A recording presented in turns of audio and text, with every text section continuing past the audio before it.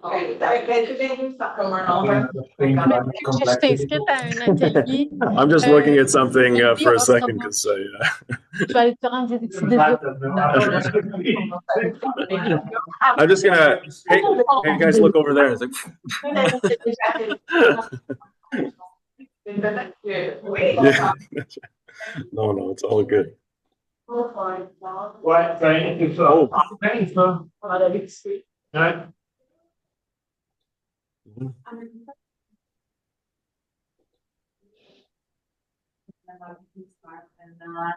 Jason said that remind people that there will be time for questions and comments after the presentation. Okay. Good afternoon, everyone. My name is Mark Roch, and it is a pleasure to present the speaker that we have today for the Talking Research. His name is Jason Neva, and he's done super interesting work on, correct me if I'm wrong, brain plasticity, exercise, neuromodulation.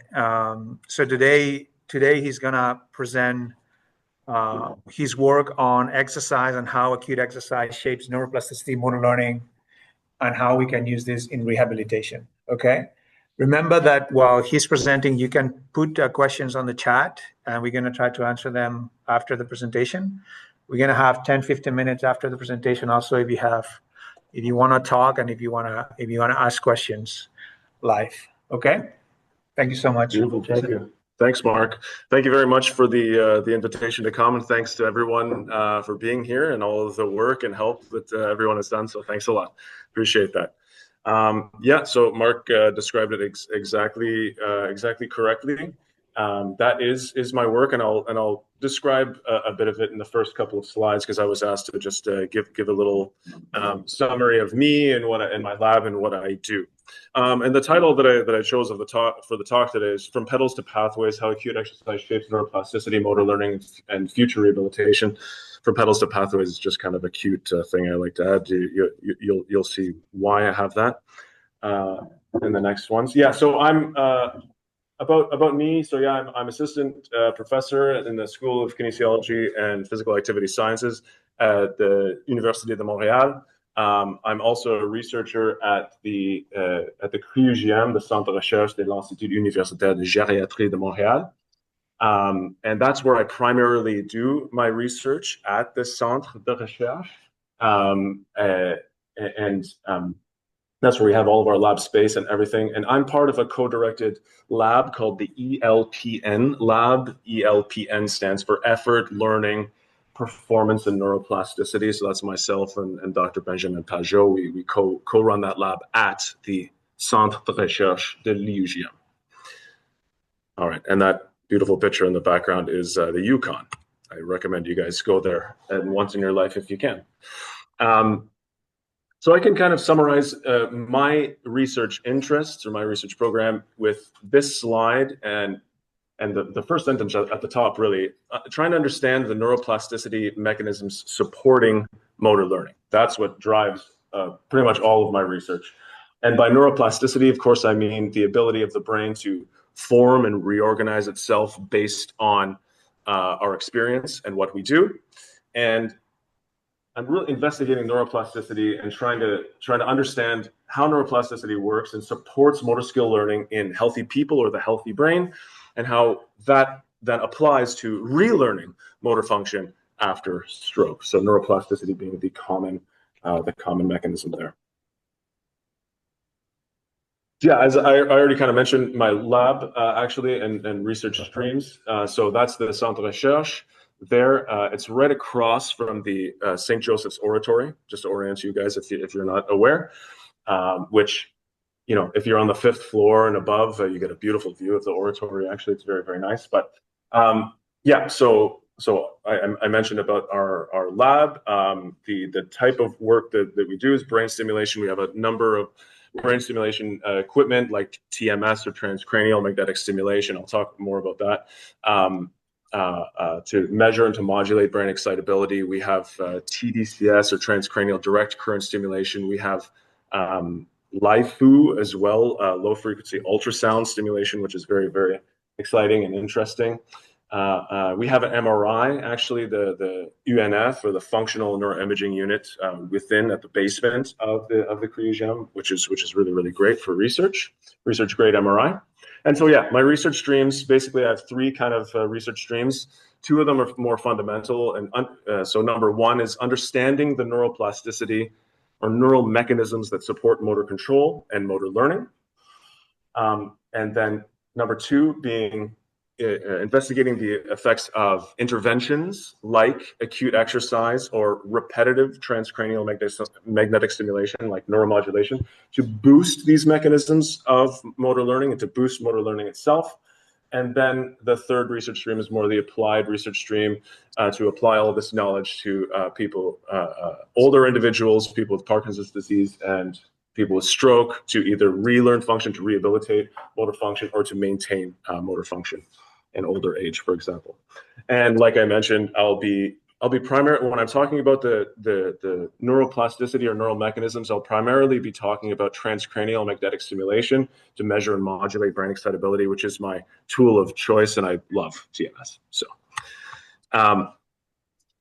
for the talk today, I decided to focus on it's basically research stream number two. A large portion of my research program that focuses on the use of aerobic exercise and the benefits of aerobic exercise, essentially to boost neuroplasticity and motor learning. So I know I'm like preaching to the choir in a certain sense, but of course I'll just start with this anyway. That aerobic exercise, we all know that it's a great thing. I mean, exercise in general, but I'm speaking primarily of aerobic exercise. We know that it's very, very good for the body.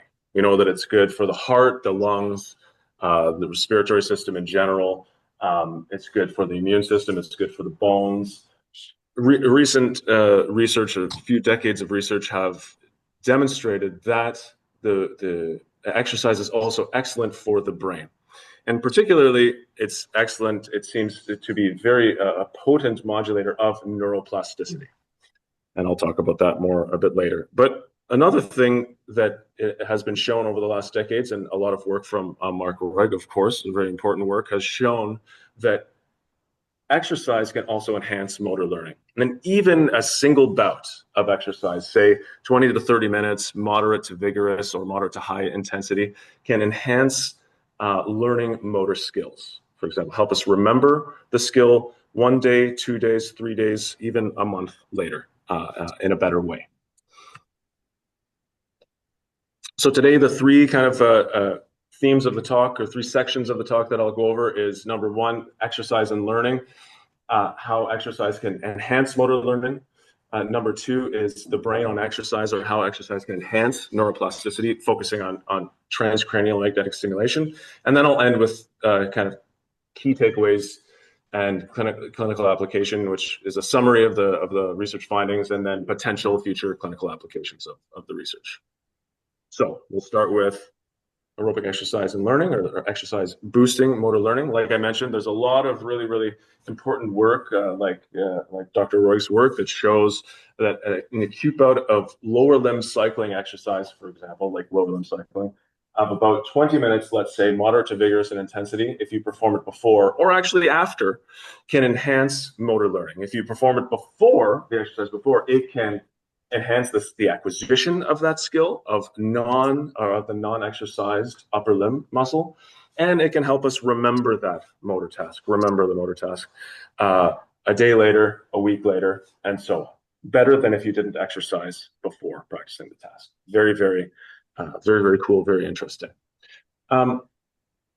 Somewhat, I say unanswered questions here. There are a lot of studies that have investigated, okay, well, what is the effect of exercise intensity? There's a number of studies and even meta-analyses out there to show that, well, there's some suggestion that higher intensity is better, and that's true. But in my view, there hasn't been very many studies that actually really systematically test across a spectrum of exercise intensities while controlling for the exercise type or mode as well. So I'm going to talk about a study that we did addressing that question, and then also exercise type. We don't know how different exercise types can influence this enhancement of motor learning. What I specifically mean by exercise type. Maybe that's not the best word, but I mean muscle contraction mode. And I'll describe that a little bit more later, where we're talking about eccentric contraction while we're doing exercise versus concentric. And I'll describe that more later, what I mean. So we're going to explore 2 studies that investigate both of those questions, exercise intensity and exercise type. So my PhD student, Nesrine Narom, her actually second study investigated the question, is there a dose-response effect of acute exercise intensity to motor learning? And what she specifically investigated, sorry for the busy slide, but what she specifically investigated was the effect of a spectrum of different exercise intensities, right? So light, moderate, high intensity, How are you doing, Abby? and of course rest control. Good. At the same time, they also controlled for the exercise mode, let's say. So either in a lot of studies, they kind of combine, they do interval training exercise and they compare that to continuous. They do high intensity interval and they compare that to moderate intensity. So here we wanted to keep it all in the same interval type of exercise to test across the different exercise intensities. And we specifically investigated the effect of these different exercise intensities on a specific kind of category mode of motor learning referred to as motor adaptation or visuomotor adaptation. This type of task is basically, it's a specific type of motor learning task where people are reaching targets and they see just a cursor representation of their hand. And then when they actually reach to the target, it's actually veering off in another direction. If anyone is familiar with prism type adaptation studies, it's similar to that, except the cursor is veering off in another direction. So they have to learn to adapt to that adaptation. So essentially they have to reach to 2 o'clock in order to make the cursor go to 12 o'clock, for example. So this is the type of visuomotor adaptation that she tested. She recruited a lot of participants, 80 participants, 20 per group. And we did, baseline measures. They did the exercise. They performed the visuomotor rotation task, that adaptation to that rotation I just described. Then they came back a day later for a retention test without exercise. All right. And yeah, the answer to the question is there is a dose-response effect of acute exercise intensity. Honestly, my hypothesis was that it was going to be rest wasn't going to do it, light intensity wasn't going to do it, and then we were going to have moderate and high enhancing motor learning to a similar degree. We didn't find that. We actually found a very kind of clear dose-response effect where light intensity enhanced motor learning, moderate did it more, and high intensity was the winner. Okay, and what we have here is we have, just to orient you to the graphs, we have movement time on the y-axis. So lower values indicate better performance, okay, when they were reaching more directly to, more efficiently and directly to the target. We have hit in red, hit high intensity, mid, moderate intensity, lit, light intensity, and rest. We have orange, green, and gray here. And this is skill acquisition. So this is immediately after exercise. We can see that hit is performing the best, mid is performing better too, and lit is still better than rest. But then at the 24-hour retention test, it becomes even clearer where its MIT and HIT are performing a lot better, you can see, than the others. But HIT is still performing the best. So there is a dose-response effect of exercise intensity, and this is really just the same. So that was across. Oh, I'm sorry, I didn't say, but these are trials or blocks of trials over time on the x-axis. And then here's what I'm showing is the same data really, but it's just the average of the performance during skill acquisition. So that's immediately after exercise, and then 24 hours later for the retention test. And it's very, very clear that with better performance being lower values, that the HIT was improved motor adaptation the best, or motor learning the best. MIT was second, LIT was third. The greater the intensity, the greater the motor learning enhancement. Again, contrary to my hypothesis. All right. Oh yeah, and something to keep in mind too, despite the advantages that we saw there for high intensity to motor learning, it's very, very important to consider the dose-response effect of intensity on psychophysiological measures. So for example, perception of effort, muscle pain, and negative affect. So essentially these bottom three graphs is what I'll focus on. I'm sorry they're a bit small, but The D graph here, the bottom left, is perception of effort. So that's not really surprising that, you have a dose response effect. The higher the intensity, the harder it feels to people. But then we also have muscle pain too. Muscle pain of the quadriceps going up in that same dose response way. So higher intensities, more pain. And then we also have a greater negative affect with high intensity, right? So people felt the best or happier, more positive affect with light, less so with MIT, and the worse with HIT. So just something to keep in mind, that there's the balance of these two effects. Despite the enhancement in motor learning, we have these somewhat, you could say, negative effects too, in the dose response relationship. Okay. Then on to the question, is there an effective acute exercise type? And again, what I mean specifically by that is muscle contraction mode. So Lael Youssef is a PhD student in our lab, actually, and we specifically asked the question, well, we know that concentric exercise, that's a traditional form of exercise, enhances motor learning, but what if we do eccentric type of exercise? And what's eccentric? So eccentric muscle contraction, essentially, well, let's think of it this way. The simplest example is when we are walking up the stairs with our quadriceps. That's concentric contraction, where the muscle is shortening as we are producing force. And then when we're descending or going down the stairs, for the same muscles with quadriceps, the muscles are lengthening while we're producing the force, and that's eccentric. Another kind of example is if biceps curl like this. That for the biceps, that's concentric. Muscles shortening while we produce the force. And then if it's so heavy that I can barely keep it up, but it's going down, but I'm resisting it on the way down, the muscle's lengthening while I'm producing the force, and that's an eccentric type. It's very interesting because there's a lot of work showing that there's a lot of potential advantages of eccentric contraction. For example, that it can produce about 3 or 4 times the force as concentric contraction with less cardiorespiratory stress, metabolic stress, and things like that. So there's been a lot of interest in the potential clinical application of this type of muscle contraction mode in people with cardiac issues, for example, even in healthy older individuals, and in the research laboratory as well. So we have some special, this is the other equipment that we have in my lab. We have some specialized cycle ergometers that allow us to be able to do eccentric cycling. So we have a recumbent bike where people are leaning back. We have one that's for concentric, that's pedaling forward, the typical way that we pedal. And then we have an eccentric specialized one. And how we can do eccentric cycling or muscle contraction mode during cycling is the motor is generating the force backwards, and the people on the bike have to resist it on the way back.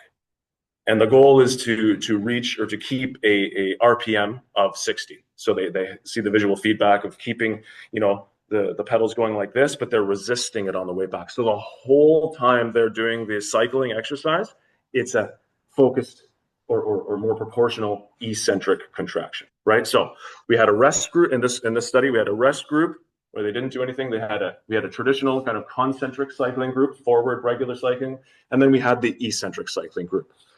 And people performed this exercise. Then we had them perform a different type of motor task. This is a motor sequence learning task. It's a continuous tracking task where people are using a little joystick with their thumb, and they're essentially tracking a target that's going up and down and up and down and across the screen, where unbeknownst to them, there are random sequences that are always constantly changing, as I'm showing there, at the front end and the back end, and then in the middle, there's a repeated sequence that's happening. It's always the same. So they can learn the repeated sequence. They cannot learn the random sequences. So we have a sequence-specific kind of effect there. So that's the task. We had people do that. We had them come back 48. So they did the exercise, practiced the task immediately afterwards, then came back 48 hours later for the retention test. And what we found was really, really interesting. Our hypothesis was that there would be an enhanced effect of eccentric cycling exercise. The reason I forgot to say this before, is that there's some evidence to show that there's more neuroplastic effects due to eccentric muscle contraction. The biceps curl, for example, that I was saying, it can actually induce different types of neuroplasticity, longer lasting. And then also while we're cycling, we're doing the eccentric cycling, there's more prefrontal and parietal brain activity that's elicited with eccentric cycling compared to concentric. Very important areas in particularly the early stages of motor learning. So yeah, the eccentric is in purple, concentric green, and rest is in gray. And what we see, essentially, there's an immediate effect immediately after exercise. On the y-axis is root mean squared error with better performance lower on the graph. And what we can see is that essentially like eccentric and concentric are better than rest right away. But then as the trials and the blocks go on, we can see that eccentric is improving more. Then 48 hours later, we see that that continues. Essentially what we see is we see that concentric exercise enhanced motor learning compared to rest, but eccentric enhanced it more. So really, really cool, really, really interesting that it went in line with our hypothesis in a certain way. This is essentially showing a very similar data. The graph on the left is essentially showing the change in acquisition, so the magnitude of their improvement, because you might see that they started here on the acquisition about at the same level, but then eccentric got better, and that's exactly what this graph shows, that they have a greater magnitude of improvement, and then you can just see the overall retention test performance is in favor of eccentric. Again, concentric exercise enhanced motor learning, eccentric did it more.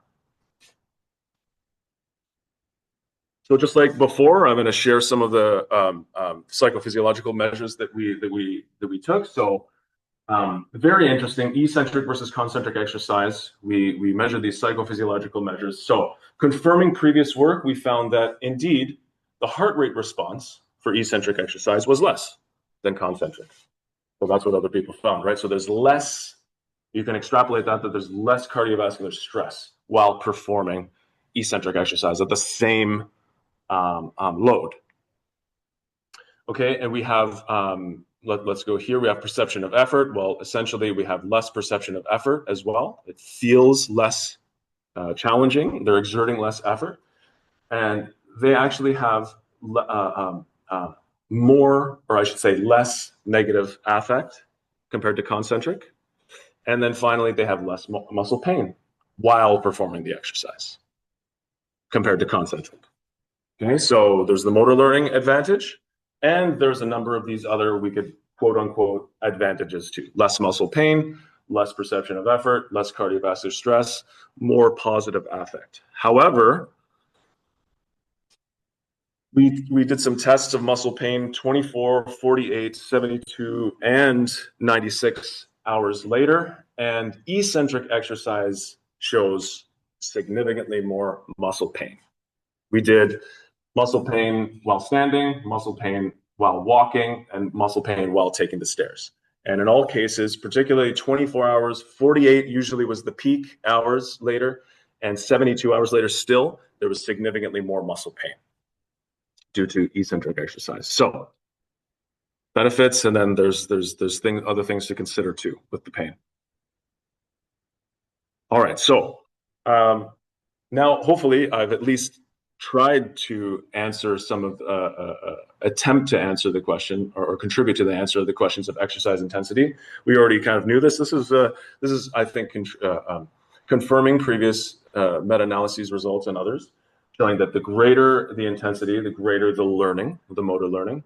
Exercise type, well, eccentric exercise seems to enhance motor learning more than concentric, the traditional form of cycling exercise. Again, important considerations, the psychophysiological responses in both of these types of studies. All right. Okay, so I just continue to talk. We'll have the questions at the end. Yeah. So brain plasticity. So TMS, normally I had a video here, but I know a lot of you already know it and you've seen it. But anyway, what the video showed is just basically me, that is me holding the TMS coil over my colleague's head, and you know, you hear the sound of the snap, and then you see the actual hand move and so on. But I'll describe the TMS. Transcranial magnetic stimulation is a way that we can non-invasively stimulate or activate the cortical tissue close to the surface of the brain. The way that TMS generally works is that we hold a small stimulating coil, like you can see kind of in that image of the video and this little cartoon image. over the brain. When we hold it over the motor cortex, for example, and in a particular location, and at a high enough intensity, we can actually activate the cortical tissue, like I said, at the surface via electromagnetism, right? That's how it actually passes the skull, the transcranial magnetic stimulation. We activate kind of the cortical interneurons, and those synapse to the cortical spinal output neurons. That sends out the signal, crosses to the other side of the body. It produces a muscle twitch, a visible muscle twitch. And then we can use surface electromyography to record or to pick up that muscle twitch, and that shows up as a clear waveform known as the motor evoked potential. And we can take the peak-to-peak amplitude of that motor evoked potential, and that gives us a sense of the brain's excitability, and specifically cortical spinal excitability. The real advantage of this of TMS and this type of measurement is that we can assess brain excitability, for example, before and after an intervention, like exercise, like drinking coffee, like motor practice, whatever, and we can see this potential change in excitability and infer kind of a rapid neuroplasticity effect that has happened. So in a certain way, maybe biomarker is not the best term, and it's over interpreting, but it can be used as kind of to infer neuroplasticity. So I use TMS to answer, to investigate the effects of exercise on brain excitability. And I've done this in a series of studies over the years, as has Mark as well. So generally speaking, before more recent studies came out, but this was the vast majority of the effects that we found, that with a moderate to vigorous intensity of exercise, we did these measurements of motor evoked potentials at either one intensity or multiple different intensities. And again, we're doing lower limb cycling, and we're measuring from the non-exercised upper limb, okay, to see the effects. And essentially what we find to pre to post exercise, we see no change in corticospinal excitability. Higher values indicate greater corticospinal excitability, and this has been shown in several different studies. There's some nuance to that, though, that I'll share in a few slides. Generally, that's what I found previously. But then what I and a lot of others have also found was that, okay, corticospinal output excitability from the motor cortex to the muscles didn't change, but other measurements done at the cortical surface about inhibition within the motor cortex seem to change. So exercise decreases motor cortex inhibition. We can measure this using a paired pulse TMS technique called SICI, or short interval intercortical inhibition. And what that does is we're pairing two TMS pulses in really, really quick succession, 2 milliseconds apart. What we see a smaller motor evoked potential when we do that, and we compare that to a single pulse of TMS, which is larger, and what we see is that's an inhibition. That gives us this, the point is that we can infer kind of cortical inhibition that's happening in the motor cortex from that. So what we've done and what others have done, we've done this several times now, is we've seen that before exercise, we see this inhibition that we typically would expect in young, healthy individuals, for example. Then after exercise, we see a significant decrease in the amount of inhibition. Now, this is the effect that seems to be happening, I would say, the most consistently, at least in young, healthy individuals following exercise across a variety of exercise types. But it isn't confirmed with everybody. It doesn't always happen. And there's certainly variability in the response too. There's all kinds of different exercise parameters that are used. There's all kinds of different TMS parameters that are used, which is why we did a meta-analysis, particularly during COVID, during that time, on the effects of exercise-induced cortical excitability change as measured by TMS, led by my PhD student, Lyell. And we essentially asked it was actually three main questions, but it was two main questions. What TMS measure is most consistently impacted by acute exercise among all the literature at the time, just a couple of years ago? And then what is the effect of exercise intensity in that effect too? So we did the systematic review of the literature. We found 23 studies that fit our specific criteria. We were specifically looking for studies that did cycling exercise and did measurements of the non-exercised upper limb before and after, okay, within an acute session. So essentially what we found, confirming our hypothesis, was that the cortical inhibition measure, SICI, was the most consistent and robust effect. among all the studies. So this is just a forest plot showing all the studies that we had, and we see an overall effect. Essentially what this shows is that overall, when the values are further to the right, that's the pre-post exercise effect. That means that there's a decrease in inhibition. We see that significantly, and it's a fairly robust effect. That also seems to be, when we broke it down by intensity, we see that it is driven by high and moderate intensity. Not enough studies on light intensity or low intensity yet. So then what about corticospinal excitability? As I said before, well, I previously found for the most part that corticospinal excitability didn't change, but I mostly used moderate intensity exercise.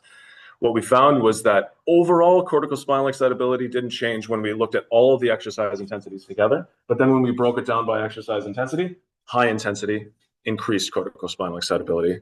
The other intensities, moderate and light, did not, or there's not enough data. Okay, so that kind of informed our next studies. And so what's the most consistent TMS measure impacted by acute exercise? Well, decrease in cortical inhibition. Okay, moderate to high intensity exercise seems to drive the effect. So even though we had an indication of the exercise intensity, as I said, there's not enough with light intensity. Not everybody's using the same exercise parameters. So this drove our question to, is there a dose response effect? So Nesrine Harom, this was actually her first study, investigated a very similar experimental design where we compared the three different exercise intensities: light, moderate, high, all in interval exercise intensity. 30 participants came in, young, healthy people. Okay, and they also did rest. And it was acute study design where we did pre-TMS measures and post-TMS measures, focusing on the cortical inhibition and corticospinal excitability. And yeah, so the answer to the question is there is a dose response effect of exercise intensity, but there's actually some nuance. Corticospinal excitability, high intensity seems to show the greater effect. On the y-axis here, we have MEP amplitude. Higher values indicate greater corticospinal excitability. We have pre and post exercise, right? So high is the red. Moderate increases immediately after, so does high, but moderate goes back down. Okay, 20 minutes post exercise. We have immediately post, and that's 20 minutes post. But high remains elevated in terms of excitability. I know you can probably see these large standard deviations. That's because of the difference between participants. Like people have, generally higher or lower excitable brains, but you can see the individual data there, and they're all, going in similar directions to confirm the effect. So high dose response effect, yes. For corticospinal excitability, high intensity is the winner, except, well, for cortical inhibition though, the SI-CI ratio, it seems that, well, both high intensity and moderate intensity decrease the amount of inhibition immediately post, but then it's moderate that stays a bit disinhibited, more so than high intensity. So again, a dose response effect, but it's moderate intensity interval training that seems to impact cortical inhibition a little bit more. Okay, I think I'm a little bit behind, so I'll try to go a little faster. So the question is there an effect of exercise type? So the same question of acute concentric versus eccentric cycling, but now we're doing the TMS measures before and after. Okay. And our hypothesis was that eccentric exercise would enhance corticospinal excitability and decrease cortical inhibition, same measures that we're doing across, to a greater extent than concentric. But actually what we found essentially was that eccentric and concentric exercise both did it the same. They both increased corticospinal excitability and decreased cortical inhibition here to a similar extent, which is actually still very, very interesting when you think about it, considering the fact that, and by the way, too, in both of these studies, we did those psychophysiological measures and showed the same thing in terms of affect, muscle pain, and things like that. So with the same increase in corticospinal excitability or decrease in inhibition, eccentric had less muscle pain, more positive affect, so on and so forth. Okay, so acute exercise impact on brain excitability and neuroplasticity. Well, we have decreased motor cortex inhibition, seems to be really a robust effect. We have an increase in motor cortex output excitability, But we know that several other brain circuits and regions impact the motor cortex and impact this effect after exercise, like sensory motor integration, the somatosensory cortex, like the cerebellum inputs into the motor cortex, like the dorsolateral prefrontal cortex, or the prefrontal areas. We have, through a number of our other studies, we have these hints, but no direct evidence that the prefrontal circuits likely play a role in these exercise-induced neuroplasticity effects that we see in the motor cortex. We see that kind of with motor learning. We see that with our TMS studies. So this is a little bit more of a complicated study. I'll try to explain it the best I can. But my PhD student Amanda investigated this question: what is the role of prefrontal circuits, and what role do they play in the exercise-induced motor cortex neuroplasticity? Well, what we use this paradigm, or this repetitive form of TMS called paired associative stimulation, and that can induce motor cortex neuroplasticity. What we do is that we pair, for example, peripheral nerve stimulation, median nerve stimulation with TMS. And it's the idea of kind of like LTP, multi-synaptic long-term potentiation, where we stimulate here, that signal goes back to the somatosensory cortex, jumps forward to the motor cortex, then 25 milliseconds later, TMS pulse. And we do that over and over and over again, for a number of pulses. And what we do is when we measure before and after pass, we have an increased motor evoked potential, or corticospinal excitability. This is what we interpret as pass-inducing neuroplasticity, sort of pass being paired-associative stimulation. What we found in our work, and other colleagues found, that an acute bout of exercise before pass increased the response to pass, whether it was moderate intensity or whether it was high intensity. So it increased the neuroplasticity response. What's interesting too is that when a previous study in 2004 showed that when we were actually attending to the hand that was receiving the stimulation in a task-relevant way, that increased the neuroplasticity effect due to pass as well. When we attended the opposite hand, so we're receiving the stimulation on this side, we attended the opposite hand, neuroplasticity effect gone. Okay, so attention during the actual protocol, very important. So we decided to test this question with exercise. My hypothesis was that these attention-related networks were very important and played a crucial role in this motor cortex neuroplasticity. So we had this kind of set up during pass, where we had these two different attention conditions, exactly what I just described before. We had attention positive, which is attending to the task-relevant hand, right? So what we did is we had a little stimulating electrode on the finger while they were receiving the pass, and it was going very, very infrequently. And they had to attend to it and tell us at the end of the whole session, how many stimulations did you receive, did you feel? So this is what directed their attention and made it task relevant. We did the same thing with the attention negative condition, task irrelevant, right? So they were receiving the pass on this side, but they were attending to the opposite hand with that electrical stimulation here. Okay, so we did that, but we did that with a bout of rest before for both of those conditions, and we did a bout of exercise before both of those conditions. Those are all of the 4 conditions that I have there. And we used a moderate intensity exercise. And essentially what we found is that, so on the y-axis, we have MEP amplitude. Higher values indicate greater corticospinal excitability. We have pre on the x-axis, then people did exercise or rest, then post-exercise or rest measurements, then they did pass with attention or not, right, with an attention positive or negative. Then we did our post-pass measurements, immediately after pass and 20 minutes post. What we found in the yellow, that's just rest and positive attention, right? We confirmed the previous findings. It increased. What about when we have negative attention to the opposite? We confirmed what they found before too. It suppresses the neuroplasticity effect.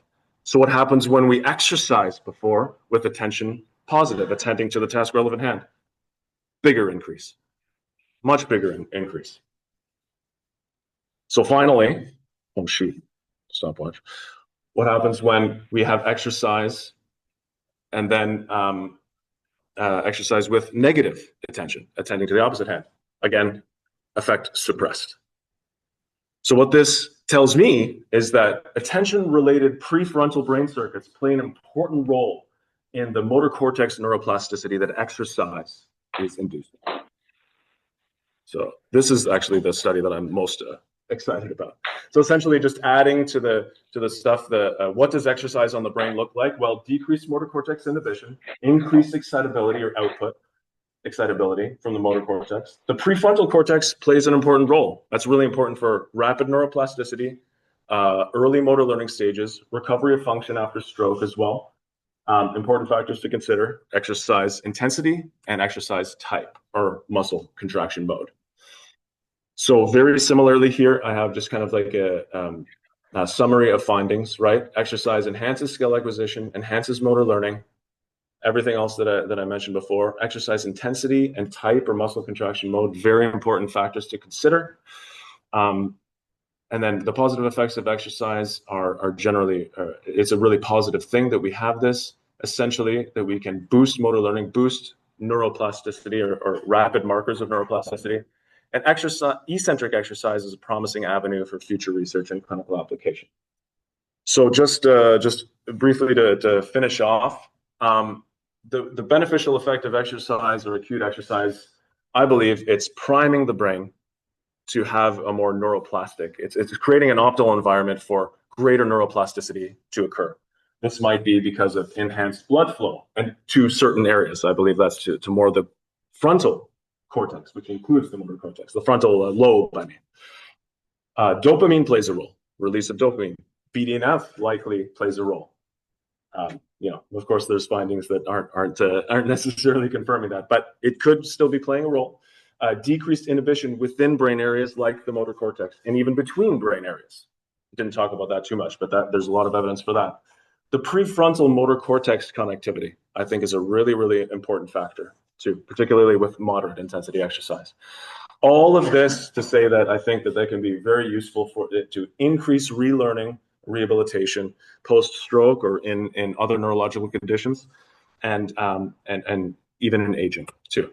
So this is my last slide. A practical kind of implication here that I like to end with, even in my classes, my graduate classes at UDM, is something like this. And I'm speaking kind of specifically to physiotherapists and kinesiologists, for example. But I believe that, well, how can we capitalize on the beneficial effects of acute exercise? Well, it seems simple, but my basic idea is that, well, we should use exercise in rehabilitation sessions as something that can prime the brain, right? And a kinesiologist or exercise physiologist can be the one to be there to help with that, right? To have more of an individualized, okay, high intensity is better, moderate intensity is better for this individual depending on their needs and their abilities. Afterwards, the brain is primed for neuroplasticity. Then afterwards, physiotherapists, occupational therapists or trainers can help with targeted kind of practice or therapy, right, on the upper limb, lower limb, whatever it happens to be.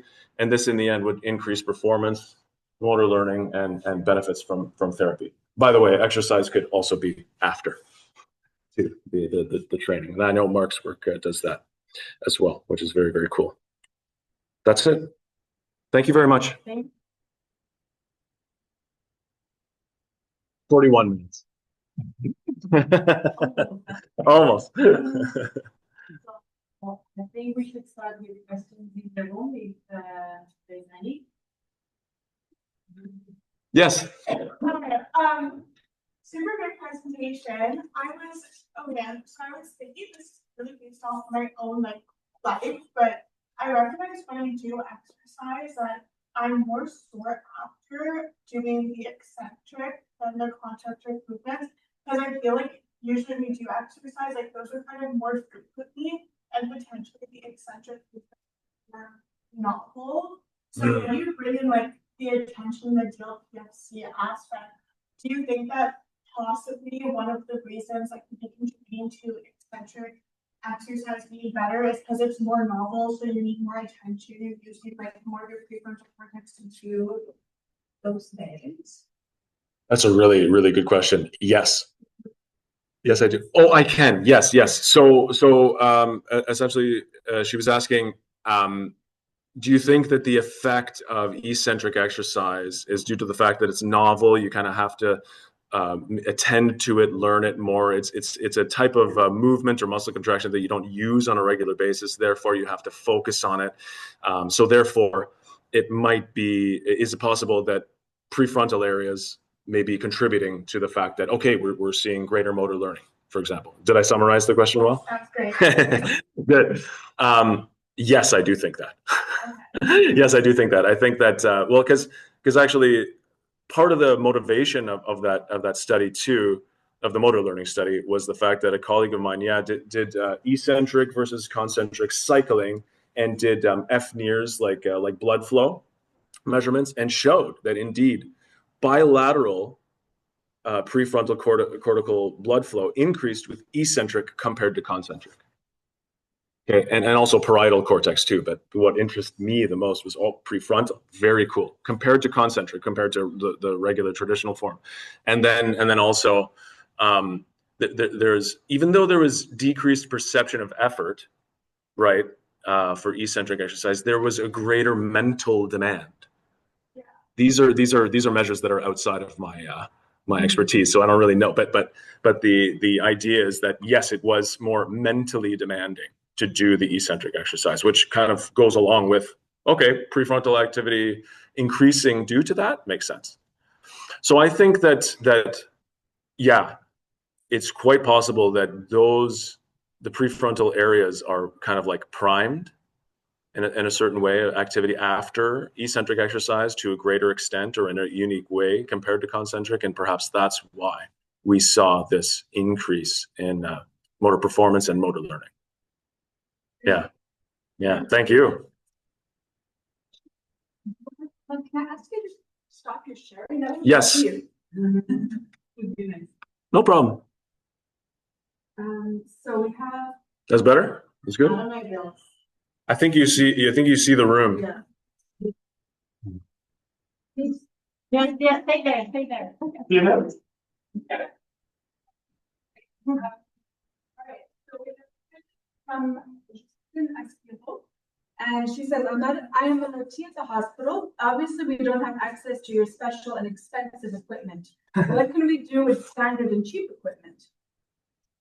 What can we do with standard and cheap equipment in terms of like eccentric? Okay, let's do eccentric. That's a really good question. So as I was saying before, yeah, the eccentric cycling, although it's turning into kind of like an interest in a specialization at UDM and the School of Kinesiology for us, I very much recognize that is not a practical thing that everyone's going to have. It's a highly specialized cycle, ergo, right? So as I was mentioning before, when we are ascending up the stairs, that's more proportionally, or that's concentric exercise or contractions. When we're going down the stairs, that's eccentric, right? So that's the idea of that is something that could be a lot more practical, a lot more useful. One thing that I know that there's safety concerns to consider, but treadmills that are declining this way going forward, for example. A lot of home-based systems do that. I think they decline just a little bit, but there can be ones that decline a little bit more, and then particularly for patients, things like that. I think it's really important to have harnesses and things like that to ensure safety. But that would be a practical way to do that with something that's a lot less expensive. There is a mic called Excentron, which is eccentric. It's $5,000. But it's like a new step. A new step costs $5,000, and we buy a lot of new steps. So we could find money to buy them. Yeah. That's good. That's a good price.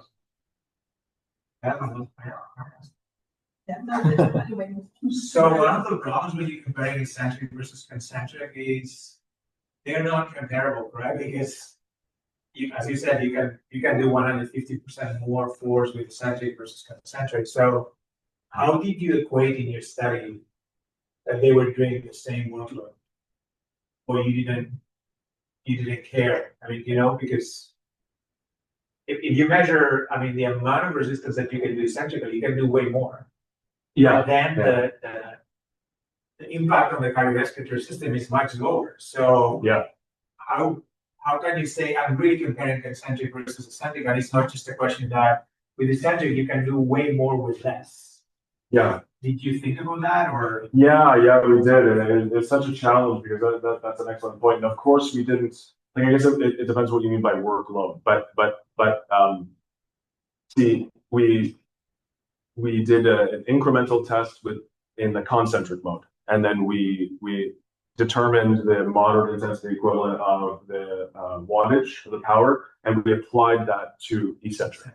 It's done a lot. It is absolutely not perfect. It's obviously flawed in a number of ways. However, for kind of a first pass at this, because this is the first step, and then the next step, so I would say would be, okay, let's control for cardiovascular response. A lot of folks are doing this work now too, where, okay, well, obviously, because you're exactly right, we'd have to increase the load in order to be able to make eccentric and concentric have the same kind of cardiovascular response. And so on and so forth. I think that work will be done. But for ours, it was just applied like the concentric, because I don't know that the ideal scenario, imagine if we could do an incremental test with eccentric. But I see that as being very challenging. Now, of course, that would be the great thing to do, because then we take exactly the force equivalent of that at a certain intensity and boom, apply that to both. But that remains still a challenge. Yeah. Thank you. Yeah.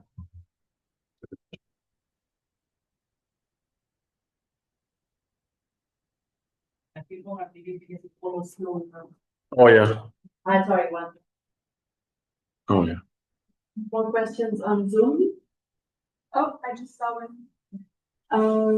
Again from, is there any studies with people who cannot walk, move a lot, do not use a bike or a treadmill?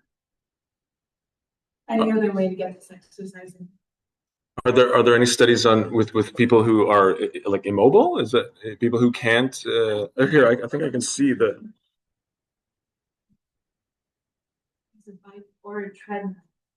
Oh. Yeah, any other type of exercise? Like eccentric, like general type of exercise, or I guess I'll think of it in terms of the eccentric exercise. I mean, there's absolutely resistance type of exercises that you can do, and that could be targeted. That could be targeted upper limb. That could be targeted lower limb. Absolutely. Yeah. Oh, because she's a rehab. That's right. So you can see the question there. So this person is an OT at the hospital. So obviously it's the beginning of the rehab. So when they start, they might have quite severe limitations. Yeah. Their mobility, their ability to walk. So then your response stands. They could still do upper. Well, then yeah. If there's no ability to be mobile, or I mean, this is where cycling might. Because if the ability to be mobile or be on a treadmill is not possible, then a new step or some sort of cycling ergometer would be better, at least in terms of safety, if that's possible, or resistance exercise. But that would have to be. I'm not going to say that the exact effects that we found here are going to translate or be found also with resistance exercise necessarily. Yeah. No, I was going to say your studies are always healthy. Yes, these ones that I presented today. Yeah, exactly. If you look at the decline of force over your lifespan, and you look at concentric, isometric, and eccentric is preserved. So when we get older, we lose force, but eccentric is the force that we lose less. Okay. So we've been proposing to use eccentric contractions specifically for these patients, because even if they have very low levels of force, they can use eccentric contractions to improve force. And eccentric is such a powerful stimulus to improve muscle mass. Of course, then how we do this, we don't have equipment for this. But resistance training could be a good option, starting with eccentric to stimulate muscle mass and strength, because they have some preservation of this force compared to doing this. They can do this much better than this with way more weight. Yeah. Super interesting.